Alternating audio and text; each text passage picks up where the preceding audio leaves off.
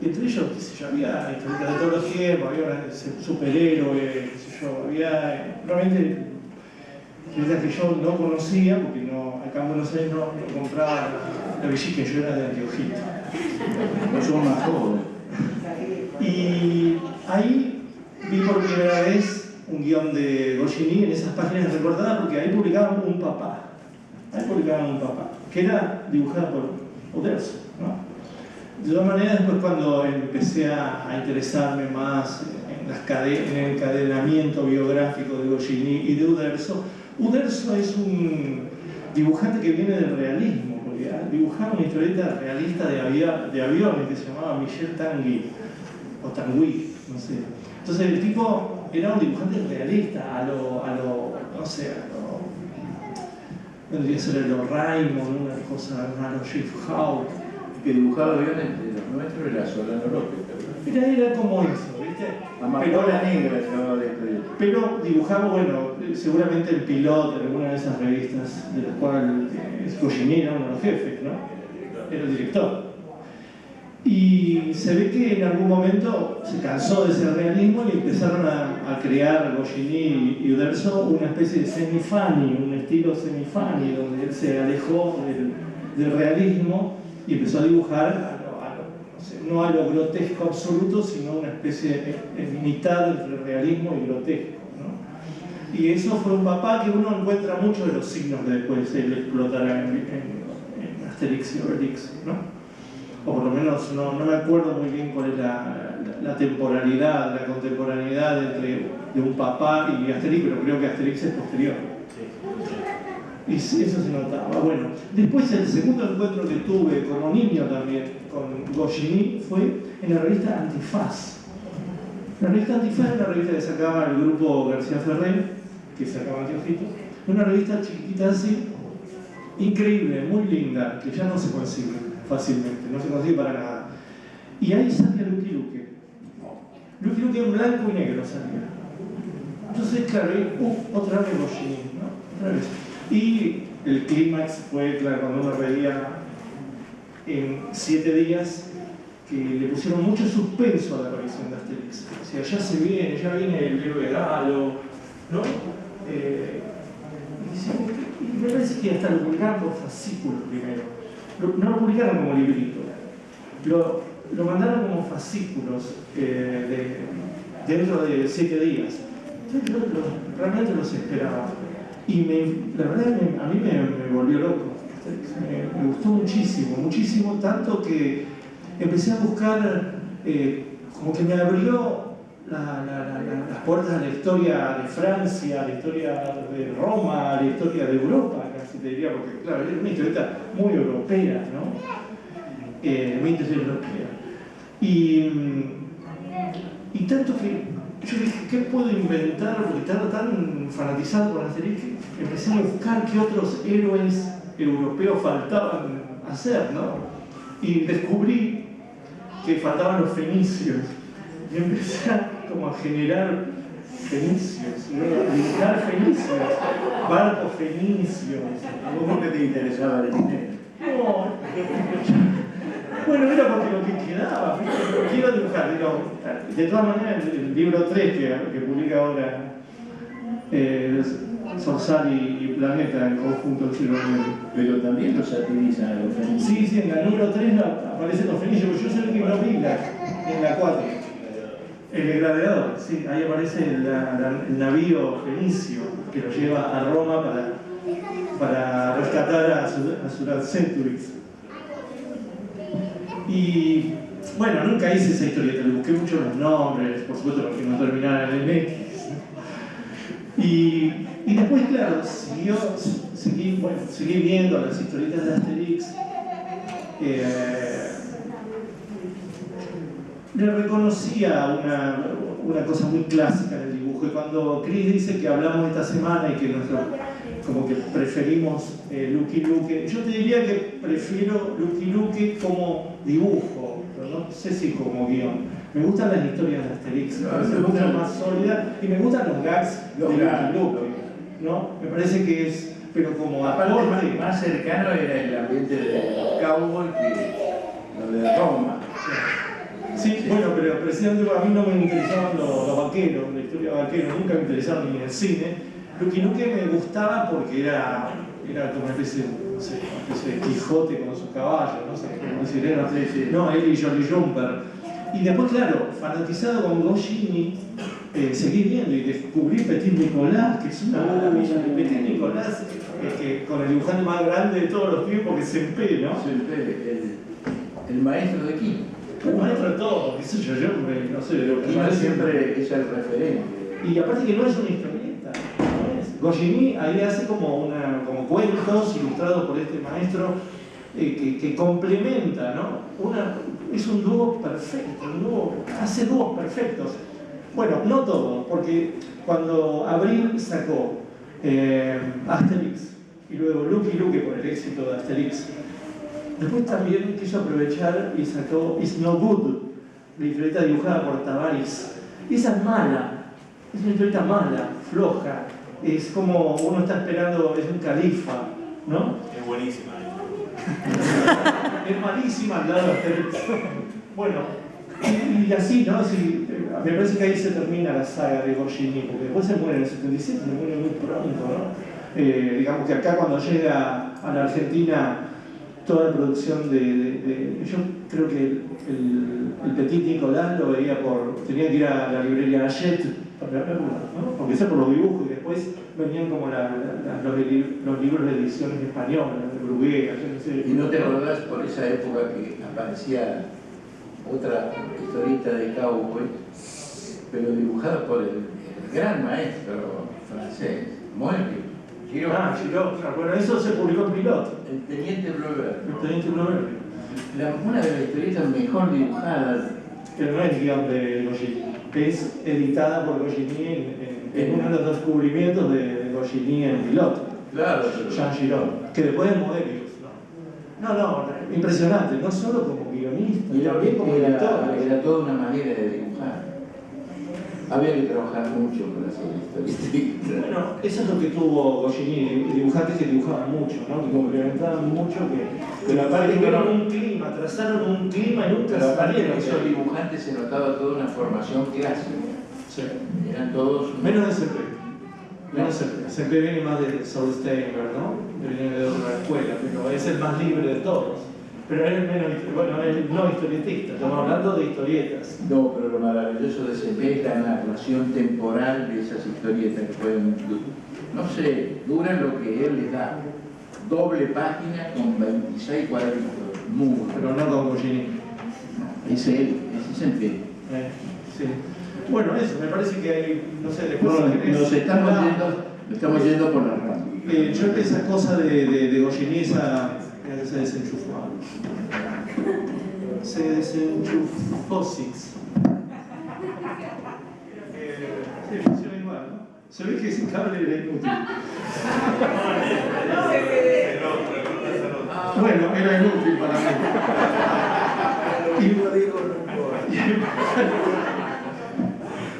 Pero todas las cosas que inventa Asterix, ¿no? Todo el mundo que hay en Asterix, cuando uno entra a Asterix, está abrigado por ese mundo galo, ¿no? Aparte, digamos, conforme vas creciendo, vas descubriendo la historia francesa, también después encontrás como la metáfora de la resistencia francesa a la nazi, ¿no? No, hay muchas La referencias. aldea gala, ¿no? La aldea gala. Y si los romanos de Goscinny usan casco como los alemanes de la Primera Guerra Mundial. Eso uno lo identifica, ese tipo de detalles. Claro, ahí está el dato, el plus, ¿no? Que tiene Goscinny. Es realmente un artista. Y Uderzo, claro, un gran dibujante. Bueno, después seguimos hablando, no sé, picoteamos, no hay un discurso. Es como, para mí, hablar de Asterix es hablar entre amigos, ¿no? Peligroso. Sí, también evidentemente por lo que escucho hablar de Asterix es hablar como de uno mismo, es inevitable, ¿no? De la historia personal, de la experiencia que uno se ha atravesado cuando accede a Asterix. Y también me gusta mucho escucharlo a Chris llamar mal a Asterix y Obelix, porque a mí, yo los mal aprendí también, son Asterix y Obelix, y es una confusión que se va extendiendo cuando yo digo Asterix, tengo amigos que dicen Asterix, y veo a los 7 años que en el tomo o en el álbum hay un acento en la E, entonces como es Asterix, y me vuelvo loco. y después de grande me entero para de que... nosotros es esdrújula. Claro, sí, para nosotros es lo que sea que como uno lo aprende, digo. Y después, No, no es esdrújula, perdón. para mí es Grave. claro. Liberame lo que estamos diciendo. Por suerte es brújula, Asterix es Para grave. ellos es grave. Por suerte el amigo Leopoldo, claro, el amigo Leopoldo le sacó ese acento confuso para los niños, ¿no? Porque los de grandes ya aprendimos que ese acento, ya sabemos lo que es. Claro, una cosa que descubrí leyendo es que yo no sabía que lo habían retraducido. Pero cuando leí Chimichurrix, Bueno, pero sería chimichurri. dije, uy, y me fijé y vi que lo tradujeron entre dos, ¿no? Y esa experiencia tiene también que ver con lo que decía Leopoldo. Chimichurri. Con lo errático del acceso que uno tenía con Asterix, porque yo nunca me enteré si eso se había editado acá, cada cuánto, todos los fascículos. Para mí, Asterix era venir a la feria del libro y encontrarme con eso, porque no lo tenía en otro lado. Por eso, bueno, de alguna manera es como significativo, no sé si cerrar un círculo, no hablar de eso acá. Pero me pasaba eso, yo el acceso que tuve parecido al de Rep, yo recuerdo que salía en Villiquen, para Chris salía en Anteojitos, para Rep en 7 días, para mí salía en Villiquen. O sea, es como, yo lo tengo identificado en Villiquen, yo compraba Villiquen los martes, Anteojitos los jueves. Y recuerdo que en Villiquen salía, pero salía por entregas, eran 4 o 6 páginas, o menos quizás, y me molestaba mucho esto de que continuaba toda la semana. Por eso no lo leía, porque me molestaba la continuación y tener que esperar. Entonces veía que estaba bueno, pero no soportaba leerlo de apartes en entregas semanales. Entonces lo abandoné enojado y leía otras tonterías, hasta que me encontré con Asterix en Hispania, que fue lo primero que leí, que creo que es el tomo 12, 14 y el 14. Uno tendría que saber los números. Claro. Y lo leí 50 veces, siempre el mismo. No sé por qué no pedía otro, no se tenía ese. Y hasta que venía a hacer el libro me encontraba con todo y me llevaba lo que podía, lo que me dejaban 2 o 3. No recuerdo. Grijal, pero era de largó para Grijal. Era interesante la cuestión de la tapa dura, que en esa época parecía decir, qué bueno. No, y uno comparaba con los compañeros, yo tengo tapa dura, vos tenés tapa blanda, ¿viste? Que bueno. Eso era muy caro. En cambio, las de Abril, son tapa blanda y eran más económicas. Y después ahora la del Sorsal para hacer uno mezclaba todo y trataba de completar como podía. No, son lujosas porque tiene esto de que no es menor la cuestión de la retraducción. Ahora, todo eso que uno perdía en la traducción y que no sabía que lo estaba perdiendo, porque uno aprendió también a leerlo de otra manera, a leerlo en español y a enterarse de chistes que inclusive estaban inventados en la misma traducción, que quizás no eran los originales. Ahora veremos cómo son los originales. ¿Yo Figueira los originales? Más te vale. Pero bueno, y también uno piensa desde ese lugar, ¿no? Desde la experiencia personal, piensa, bueno, ¿qué era lo que a uno le gustaba de Asterix? Y también es de acuerdo a la edad en la que uno entra a ese mundo. A mí yo entré a los 6, 7, 9 años. ¿Dónde estás filmando? No, digo, si no hay pauta oficial, yo no digo nada. Entré de muy chico y uno piensa, bueno, uno entra por el lado del humor, por los dibujos, porque uno es chico muy fanático de las historietas. Y después creo que hay como algunas cosas que uno va incorporando que no sabe que las va incorporando. Hay una cuestión de Asterix, de historieta, que para mí es increíble y que la leo hoy, y ahí me doy cuenta que eso es lo que a uno le fascina sin darse cuenta, y es que es la cuestión del ritmo que tiene, de cómo está contado, es inclusive está cinematográfico si quieres, de un cuadro al otro, en 2 cuadros te resuelve una situación, un gag, es esta cosa que, bueno, la cuestión del humor slapstick que se dice, ¿no?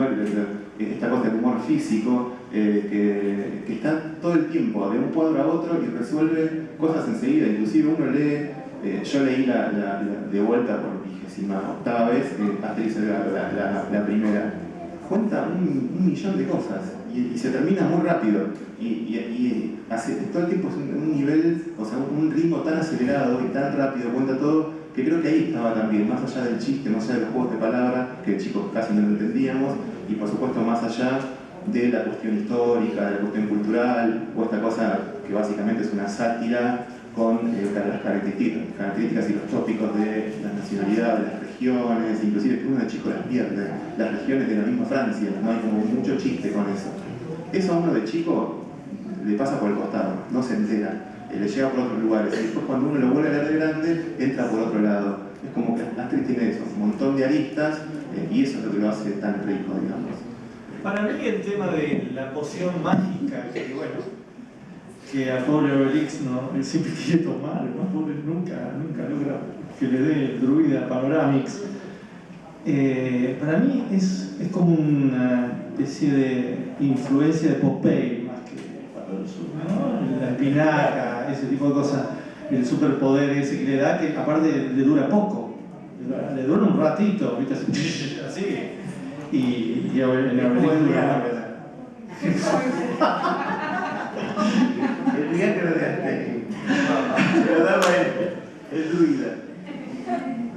Y después el tema de cómo mezcla, esto ya es más de dibujante, ¿no? Pero cómo mezcla ese monito semifani con una escenografía realista, ¿no? Sí, sí. Porque es de una perspectiva perfecta, de una Obsesiva. digamos, la escenografía es absolutamente realista, no es expresionista, que Morris en Lucky Luke no es así. Y pasa frente al Pantheon Y es el Pantheon, sí. está todo dibujado. Ya, y todo. Creo que aprendió a escribir con jeroglíficos. Todos. No, hay chistes ahí, pero ahorita tengo muchos chistes. Sí. Una cosa que tiene, que ahora me estoy acordando, que tiene la capacidad para en cada tomo el tipo resuelve, o sea, que te cuenta de vuelta la historia de los personajes o las características de los personajes enseguida con un comentario. Uno puede agarrar la Asterix, la número 17, y ahí vuelven a decir que Obelix se cayó dentro de la marmita y que esa poción los hace fuertes. Como todo el tiempo te cuentan las características de los personajes para que uno entienda si nunca leyó las anteriores. El tipo tiene Pero eso es común en las historietas. A Superman sabemos que la kriptonita le hace más daño. Pero cuando pueden te lo recuerdo. Claro, pero acá es en todos siempre tiran alguna, o el bardo que no lo dejan cantar. Claro. A mí me parece que Asterix uno no lo puede escindir del tema del álbum. Creo que es Sí. muy pensado el álbum. Me parece El que clima, el ritmo, la medida es la clave. No se puede medir Asterix página por página, cuadro por cuadro, sino que la cadencia de Asterix está dada en el álbum, y eso lo ves como Goscinny después trabajando con Morris, tiene otra cadencia en el tiempo narrativo de Lucky Luke, y hoy Snowwood también tiene otro nervio, y, es decir, era como Goscinny como él trabaja con cada dibujante, con el dibujante, con el clima del dibujante, no es que él impone su cadencia, su ritmo, ¿no? Sí, lo que lo mencionaste a veces. Y porque es el otro Guionista. Que yo creo que llega al clima siempre con un comprador. No lo logra nunca con ningún otro dibujante. Bueno, otra vez. Pero estamos hablando de historietas. Leopoldo, tu turno. Ya hablaste de Vamos a Chimichurri, con mucha posición. me encanta. Les cuento brevemente por qué hicimos la traducción de nuevo, porque no fue un capricho. De hecho, cuando al principio con Nacho Iraola, el director de Planeta, hablamos de la traducción, nuestro plan era pasar de cambiar vosotros por ustedes y esa pavada. Y a mí se me ocurrió, y no sé cómo no lo hice antes, el leer Asterix del francés, que lo leí hace menos de un año, y me pasó algo medio espeluznante, que no reconocí el texto.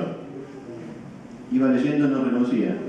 Entonces agarré Los Laureles del César, la edición francesa y la edición española.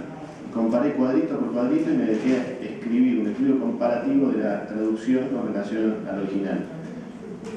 Y me encontré que no había pasado 18 páginas de Los Laureles del César, y yo había escrito 7 páginas Word de comentario de la traducción española, que tiene unos problemas importantísimos de varios tipos. Primero de francés, que tiene una serie de galicismos, confusiones, errores fuertes, los juegos de palabras que hablaban ustedes. El 80% no están.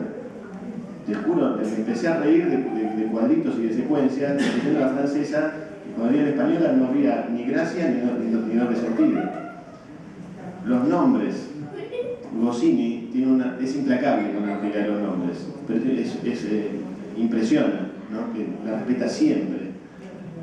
Los verbos que terminan en X provienen de palabras del francés o juegos de palabras francés que terminan en el acento tónico ni. O sea, I, isco, ico y no mucho más. En los laureles César aparece en la traducción española, y los romanos lo mismo, terminan en us, acento tónico en u, uso. Y en la traducción española todo vale. Es decir, de hecho aparecen dos personajes diferentes, que los dos se llaman Federicus. Y Federico no termina con u. Y con Agustina Blanco, que es la co-traductora, hablando de implacable, no me dejó pasar una, Agustina, por suerte. Y decidimos cambiar, los derechohabientes nos autorizaban a cambiar todos los nombres salvo Asterix y Obelix. Ahora era muy fuerte, porque si hay personajes emblemáticos, por ejemplo el jefe, Abraracursis, si yo en lugar de ponerle Abraracursis le ponía Majestix, como hacen en inglés, el riesgo era que me hiciera un piquete editorial o que me quemaran la oficina. De hecho, yo lo hubiese hecho. Si un editor me decía, tradujimos a Asterix y Abraracursis se llama no sé cómo, le iba a pasar mal ese editor, y si ese editor me quemaba la oficina, le decía, y tenés razón, ¿verdad? Entonces hay personajes emblemáticos que no cambiamos, porque Abraracursis viene de Abraracursis, que quiere decir abrazo partido, que termina con O, ¿no? Y además, Abraracursis no quiere decir nada en castellano. Lo mismo con Assurance Tourix, que es Assurance Tourix, que es segura todo riesgo. Entonces, digamos que en la versión española de Asterix, en la versión española, es un sobreviviente, ¿no? totalmente. ¿Asterix qué quiere decir? Asterisco. De ahí la cuestión de los acentos. El acento en francés, la E con acento se pronuncia E, la E sin acento se pronuncia E. Y asterisk, que es asterisco, tiene que llevar acento, porque si no se pronuncia así. Ahora, cuando se lo pasa al castellano, asterisco, que yo sepa, no tiene acento en la E. Entonces Asterix tampoco tiene acento. Y el tema del obelisco tiene que ver con el menir que lleva Obelix. Sí, creo que sí. No se sabe, o del tamaño de Obelix. Los meninos. Porque no es delgadito. Es verdad, sí. Por ahí es por el menir, ¿no? Puede ser. Sí, lleva ahí con la mano. No, lleva acá. Así, Se lleva por acá. así también. Es una cosa monstruosa, ¿no? Una piedra de una piedra de ¿Eh? Sí, pero ¿por qué? ¿Por el menir? Por el menir. Es por el menir. Y hay otros personajes. Ya había obeliscos en esa época que tenía fuerza de obeliscos. Y muchos dicen que en realidad Goscinny le puso Obelix por obelisco, por el obelisco de acá. No, pero hay cosas para decir sobre eso. Sí. Y el pantalón dice que porque era hincha de Racing, Goscinny. Sí, porque comenzó a agarrar Obelix. Ahora vas a tener que escuchar esto, Alberto. Porque todas eran elucubraciones, chismes, UPA se parece a Obelix, pero era todo el nivel de chisme, nada probado. Ahora, hace 2 semanas me pasaron la prueba científica de que Goscinny era fanático de la revista Patrusú. En el año 38, en los años 30, Patrusú que tiraba 300.000 ejemplares por semana. O sea, es normal que Goscinny leyera Patrusú, porque todos leían Patrusú. Pero hay una página que se llama Divagaciones de un alma cautiva, la tengo. En el año 38 Goscinny tenía 12 años y vivía en un retiro, que es un texto precioso para chicos y lo firma el autor con un seudónimo, un papá. No, papá. ¿Qué te parece? Eso ya no hay nada que para decir, leía. Y además no es una copia ni plagio, porque no necesitaba copiar ese nombre. Ponía otro nombre, el Pío Rojo, un papá, un homenaje a su infancia. Bueno, él estuvo cerca de Quintero, estuvo cerca, ¿no? De las tradiciones. No sé. Bueno, en el libro del Panteón a Buenos Aires que vos publicaste, no hay mucha mención de su paso ahí. No. Pero es más como leyenda, ¿no? Que él estuvo cerca de la redacción de Quintero. No sabía. ¿Sí? Yo lo he escuchado como leyenda, como decir, esos pibes que van a la redacción admirativamente, ¿no? Bueno, lector seguro que fue, sí. Esa era la época que Quintero viajaba a Francia con una vaca en el barco. ¿Conocés esa anécdota? No, Eso es extraordinario. tenía mucho dinero. Claro, Quintero era un potentado, tenía la Patagonia, era de él, como Pato Rousseau. Y se cuenta, Ferro me contaba, era la época que los argentinos no llevaban leche en sachet, sino llevaban la vaca en el barco y llevaban manteca al techo. Y cuenta, Ferro me contó en una oportunidad que estaban en la cubierta del transatlántico y una señora lo reconoce. Le dice, allí está Dante Quintero, el autor de Pato Rousseau. No, está totalmente equivocada. Yo soy el terrateniente Quintero, el dueño de los campos del sur. No quería que lo confundieran con un dibujante, menos que fuera el autor de historieta. Bueno. Yo recuerdo que en Asterix hay como chistes internos también, ¿no? Por ahí encontrás a Uderzo dibujado, Sí. encontrás a Autorreferencia. Como Hitchcock. Están en todos los álbumes, en algún momento aparecen. Sí. Son los, como escriba de los egipcios. Y en el primero no aparece el perrito. No. Y de Fix. Idefix aparece. De hecho, Idefix, el nombre de Idefix fue con un concurso de la revista Pilot, donde los chicos proponían nombres y el más votado salía el nombre del perro. Piloto. Y aparece recién en La Vuelta a la Galia, que es el 5, y de una manera muy extraña, porque La Vuelta a la Galia, pasean por toda la Galia buscando especialidades de cada región para ganar la apuesta con los romanos al principio. Y al final Obelix mira para abajo y lo ve al perrito y se termina el episodio. Ahora, si uno ve con atención, está desde el principio de Fix persiguiéndolos. Está durante todo el álbum está en Fix, pero recién se lo identifica al final. ¿Cuál es el poeta de la historieta? El bardo, el Azuranceturix. Y con relación a los nombres, que es un par de cosas más, que la frontera de lo emblemático con lo no emblemático no fue fácil, o sea, todavía corro el riesgo de alguien incendie la editorial, porque era de Piedrix, el viejito. Tenía una mina joven. Claro. Lo que pasa es que Edad de Piedra termina con A, lamentablemente, para Edad de Piedrix. Entonces le cambiamos el nombre, ahora se llama Geriatrix. Ahí hay un cambio. Salvo Abraracursix, Azuracenturix y Idefix, cancha, bueno, en la traducción española, campo de tenis, obviamente le pusimos cancha de tenis.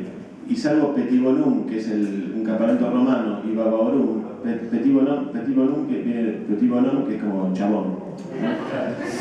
Y Babaorum es la factura con alcohol, el borrachito. Que son los que están en los campamentos que están alrededor de Exacto. de Gala. Y esos dos no lo cambiamos porque son demasiado emblemáticos. Por el Petibonum no quiere decir nada y Babaorum no quiere decir nada. Y a pesar de eso lo dejamos. Pero todos los demás nombres los cambiamos.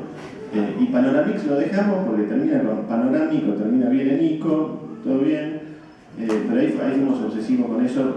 Porque en algún momento con Agustina nos dijimos, claro, esto no se trata de traducir de francés al castellano, se trata de traducir del Goscinny francés al Goscinny castellano.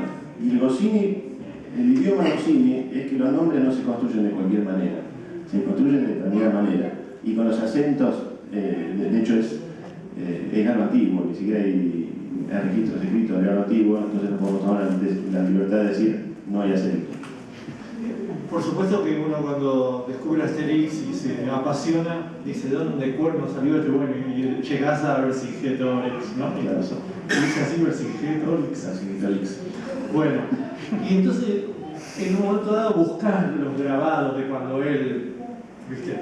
Le da, digamos, se rinde ante el César, ¿no? O ante el romano, qué sé yo.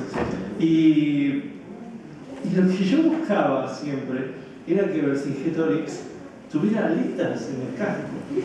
¿Viste? No es que tiene, yo recuerdo salieron las alitas en el casco, pero ahora en la muestra que hubo en la Recoleta, en una vitrina había un libro antiguo donde estaba Vercingetorix, donde tenía alitas en el casco. Pero en todos los demás grabados, que había varios de Vercingetorix, no tenía. En esa muestra había dos entrevistas muy lindas, una a Uderzo y otra a la hija de Goscinny, Anne Goscinny, donde Uderzo cuenta todas las investigaciones que hicieron. En realidad, cuando empezaron con Asterix y el Galo, era una prueba, a lo mejor no funcionaba y salían dos números y se terminaba ahí. Funcionó también que empezaron a investigar en serio, a estudiar historia, y a lo mejor cayeron sobre un libro como ese, y por eso antes. Y la entrevista de Anne Goscinny con relación a lo que decía del barco, la hija de Goscinny, es muy conmovedor, porque ella dice que ella nació en el 68 y el padre en el 77. Los únicos recuerdos que tiene el padre es en Buenos Aires y en Uruguay. Porque llegaba el verano y se tomaban un barco 3 semanas, Buenos Aires, se quedaban en Buenos Aires 3 semanas, se iban 3 semanas a Punta del Este y se tomaban un barco 3 semanas hasta París. Cuando llegaban a París, esos 9 meses no lo veía más el padre porque tenía una máquina de trabajar todo el día.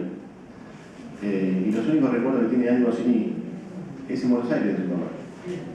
Y además cuenta que Goscinny, que estaba en el subático todo el día trabajando, todo el día escribiendo guiones, comía empanadas 4 veces por semana de una argentina que vivía a la vuelta.